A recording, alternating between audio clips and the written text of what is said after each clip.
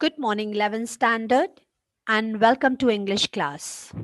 Today we are going to do poem from your English textbook Childhood. Childhood written by Marcus Nathan. Childhood यानी बचपन. जैसे आप सब लोगों को लगता है ना कि अभी आप सब लोग टीनेज एज में हो, कभी ऐसा लगता है कि काश बचपन फिर से आ जाता, राइट? तो लेट अस सी कि यहाँ पर पोएट क्या बोल रहा है. First, I'll read the stanza and then I'll explain. Your poet is asking a question. When did my childhood go? Was it the day I ceased to be 11? Was it the time I realized that hell and heaven could not be found in geography and therefore could not be? Was that the day? यहाँ पर the poet is asking कि when did my childhood go. He is asking कि मेरा बचपन कब चला गया, कब मैं बच्चे से बड़ा हो गया, कब मेरा बचपन चला गया.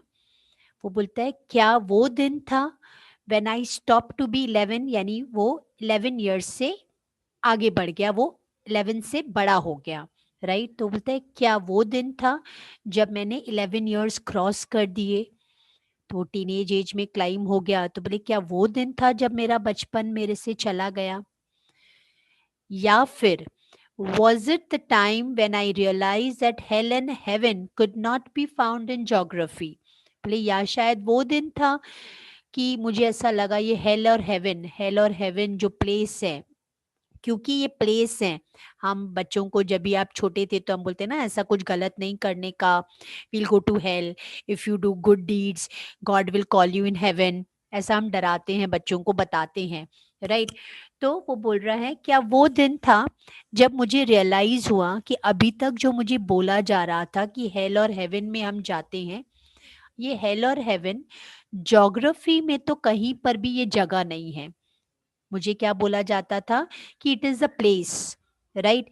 अब ये प्लेस मुझे ज्योग्राफी में तो नहीं मिल रही, तो दैट मीन्स जब मुझे समझ में आ गया, राइट. तो क्या वो दिन था जब मेरा बचपन चला गया. And therefore could not be, was that the day. और मतलब फिर मुझे ये भी पता चल गया कि हेल और हेवन कभी भी ज्योग्राफी में तो दिखाई देगा नहीं. तो दैट मीन्स कि यहाँ पर वो रैशनैलिटी से बात कर रहा है. उसको ये रियलाइज हो रहा है कि अभी तक जो मुझे ऐसे बताया जाता था, वो जो हमने ऐसे बच्चों को ब्रेन वॉश करने के लिए चीज़ें बता देते हैं, बहुत रैशनल बातें कर रहा है. तो बोलता है क्या अब मैं अच्छी तरह से सोच पाता हूँ, रैशनैलिटी से सोच पा रहा हूँ, तो क्या मेरा बचपन अब चला गया, क्या मैं बड़ा हो गया. सेकंड स्टैंजा में बोल रहा है when did my childhood go? Was it the time I realized that adults were not all they seemed to be? They talked of love and preached of love, but did not act so lovingly. Was that the day? तो बोलता है क्या मेरा जो childhood है वो कब चला गया कि जब मैंने रियलाइज किया.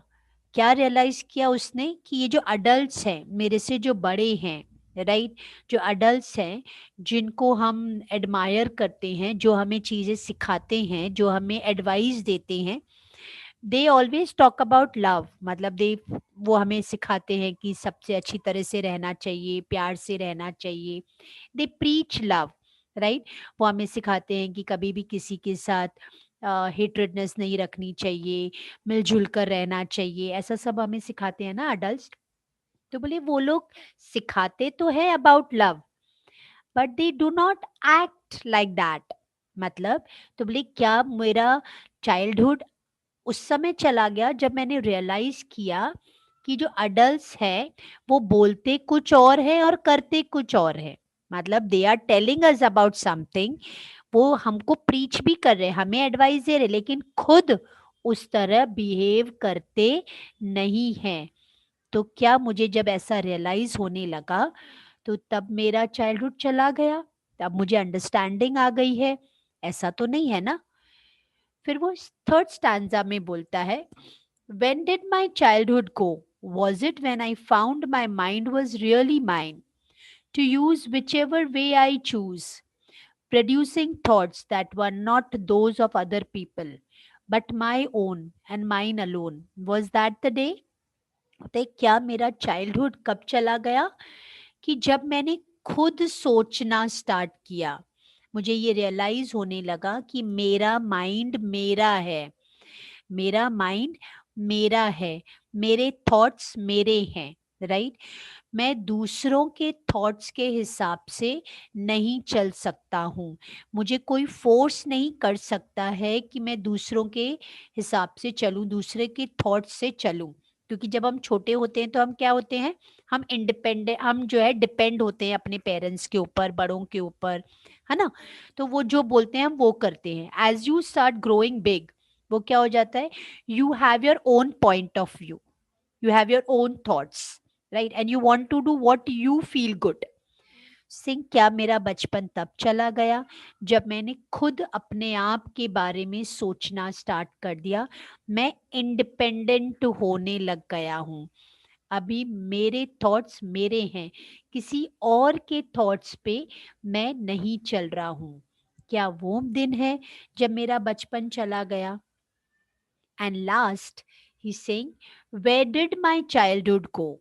It went to some forgotten place that's hidden in an infant's face. That's all I know. अब यहाँ पर हर बार वो पूछ रहा है कि कब चला गया, कब चला गया, और लास्ट में वो पूछता है कहाँ चला गया मेरा चाइल्डहुड। हमें जब भी चाइल्डहुड जब जा गया तो अच्छा तो लगता है कि हम बड़े हो गए, लेकिन जब हम बड़े हो जाते हैं तो हम फील करते हैं कि मेरा चाइल्डहुड कहाँ चला गया। हम वो चाइल्डहुड को, वो बचपन को हम दूसरे जो छोटे बच्चे होते हैं उनमें ढूंढ रहे होते हैं। हमें वो लगता है कि अभी भी हमें ऐसा लगता है ना कि काश अभी हम छोटे होते, नाम छोटे होते तो हम ये कर सकते हैं, ये कर से, I wish we were still small, we were still young. कहाँ चला गया हमारा बचपन, हम कितनी रिस्पॉन्सिबिलिटीज वाले हो गए, है ना?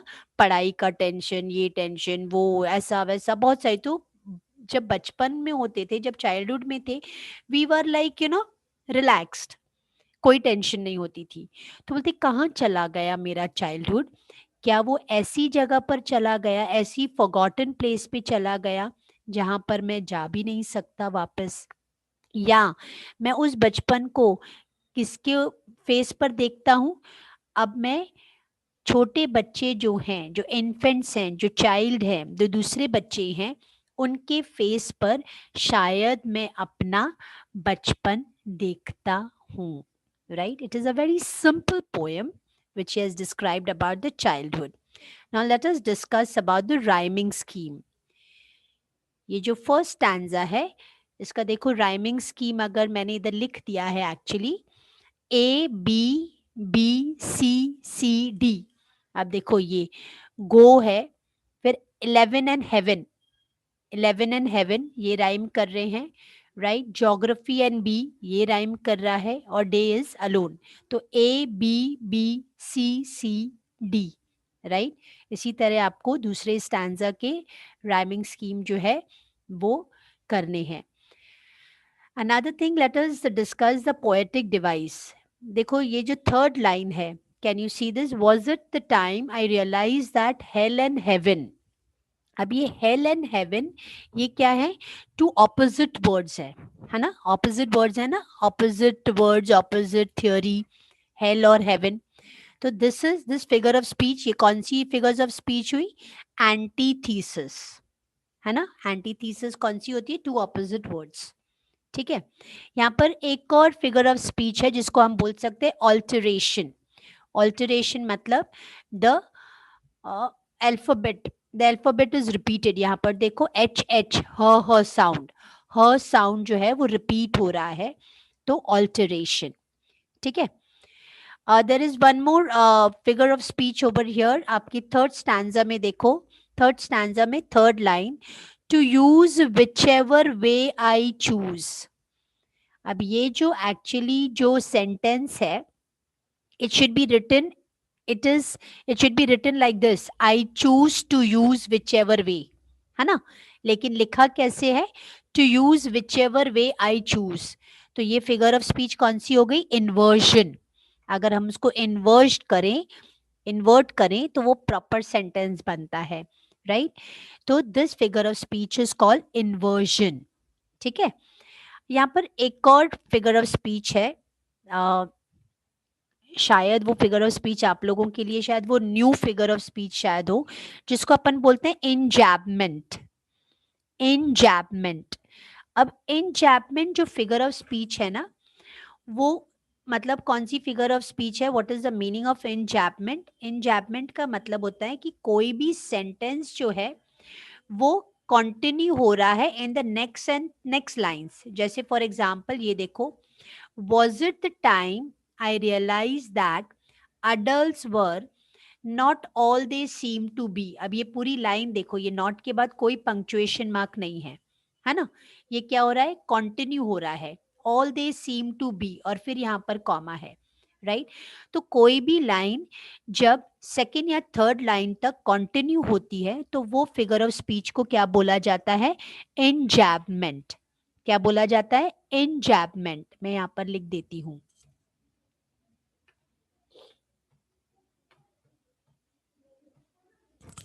enjambment. Is it clear? So now this is a very small poem with the rhyming scheme, figures of speech, and the name of the poem is Childhood.